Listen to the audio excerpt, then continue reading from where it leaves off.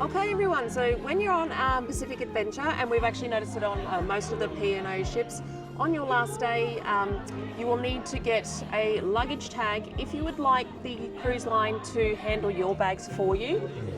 So you can come down to guest services. They will have a little station set up. So depending on your muster station, if you're behind us? Yep. So if you're A and B, they have 3 checkout times. Same with C and D, 3 checkout times. So grab whichever one that you would like to do, unless you've obviously got transfers booked, like airport transfers or anything like that. Yep. You get a different one. But just remember, when you're attaching them to your bag, there's a little perforated bit at the top. So just tear that off and keep that with you, just to remind you which baggage number spot that you need to go and collect your baggage on the next day. So as Deb was saying, if you do have an airport transfer, so tomorrow, for example, we've actually booked the airport transfer from the ship to the airport. Funny that. So we actually have a specific time. We've already had our bag tags taken to the room. Yes. They were in our room yesterday. So we'll put them on. We have a specific time to meet, and all the details on where to meet, what time to meet, and everything else are loaded into the P&O Cruise app. Yeah, but just remember that you can wheel your own bags off if you would prefer. Yep. So completely up to you on that one. And that gives you a bit more flexibility on when you get on and off the ship and what time and everything else. That's correct. Yeah.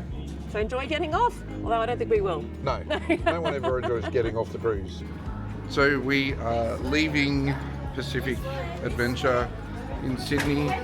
We're heading through now. We've actually got the airport transfer booked directly with P&O this morning. So we are heading down to the Marquee Theatre and getting on a bus once we get off the ship to go straight to the airport. Up bright and early. This was actually quite an affordable way. It was about it was $20 per person for the ticket for the airport transfer.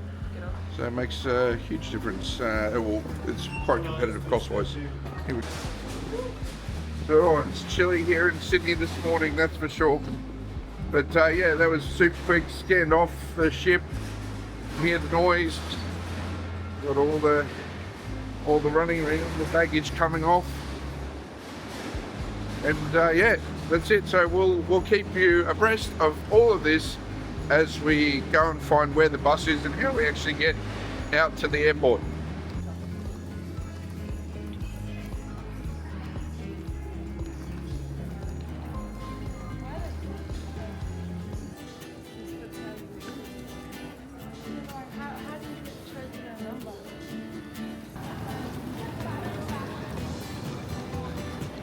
That was super easy getting off, coming through 5 minutes. Yep. Scanned off, yeah, even less really. So yeah, we've just got to wait a little bit now for the coach to arrive for the airport transfer, and then we head out to the airport. But super easy.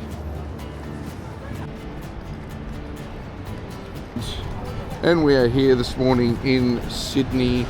When you get off the ship, there is a coffee cart here.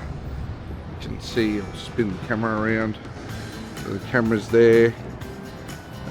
Really easy. You can see there's the terminal. Just to the left is where the coach is going to come in for our airport transfer soon.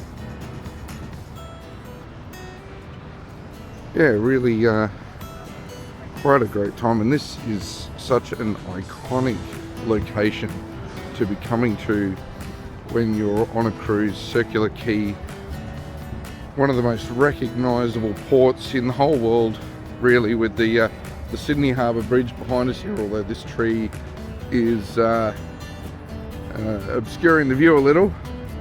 But as we turn around, just behind us here,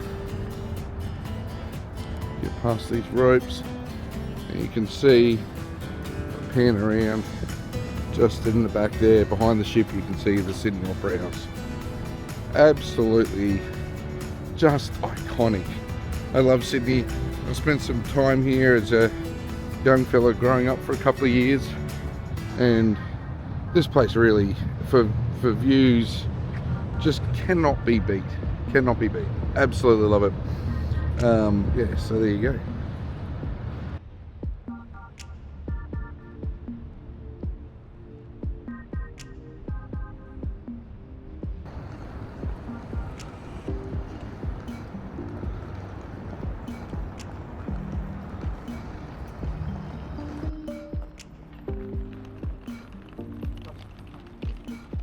just a short walk from the Circular Quay station is the Overseas Passenger Terminal.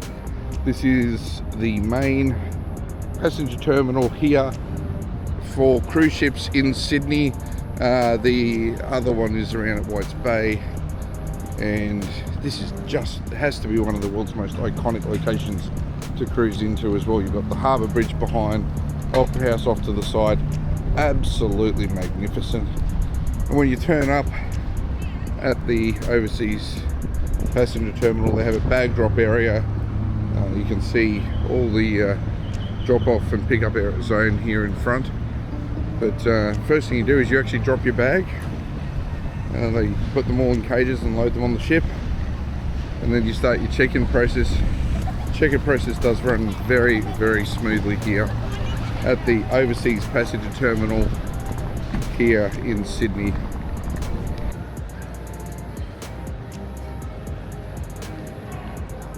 Just quickly.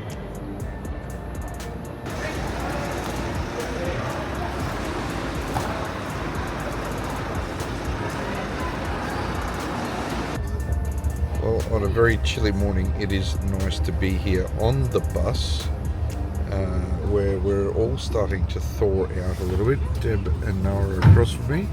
So cold. And we're just shutting up now. There's actually not too many people on, maybe about a dozen people on this airport transfer this morning. So it's a full-size coach.